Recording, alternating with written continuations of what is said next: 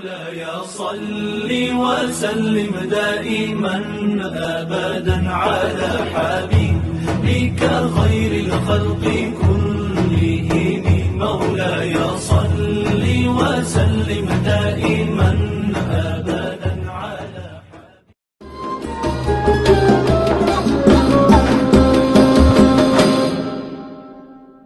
Bismillahirrahmanirrahim. Assalamualaikum warahmatullahi wabarakatuh.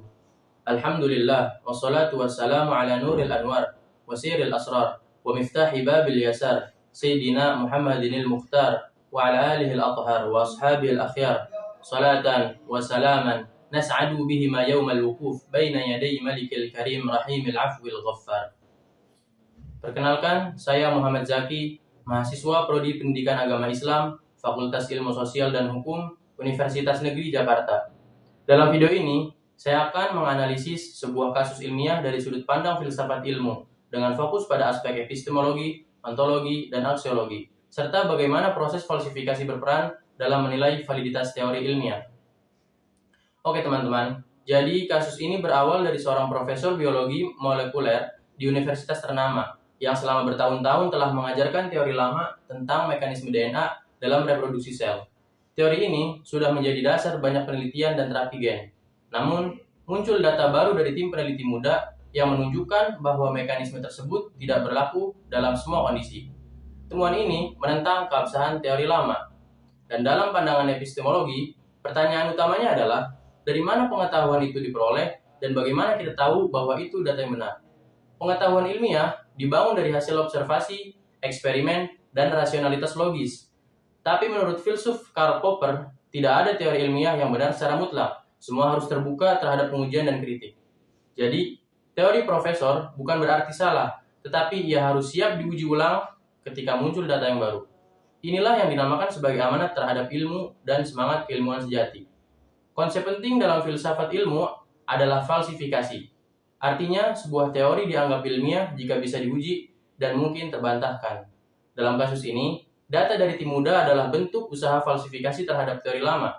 Mereka menunjukkan bahwa dalam kondisi tertentu, DNA berinteraksi lebih kompleks dengan lingkungan dari yang dipahami sebelumnya. Namun, falsifikasi tidak berarti langsung membuang teori lama. Harus ada pengujian ulang yang objektif, metode eksperimen yang valid, dan terakhir, harus ada analisis statistik yang kuat. Diskusi yang dilakukan antara profesor dan peneliti muda ini mencerminkan metode ilmiah yang sehat, yaitu keterbukaan terhadap koreksi dan perkembangan pengetahuan. Kemudian, ontologi pun bertanya, apa sebenarnya realitas yang sedang kita pelajari?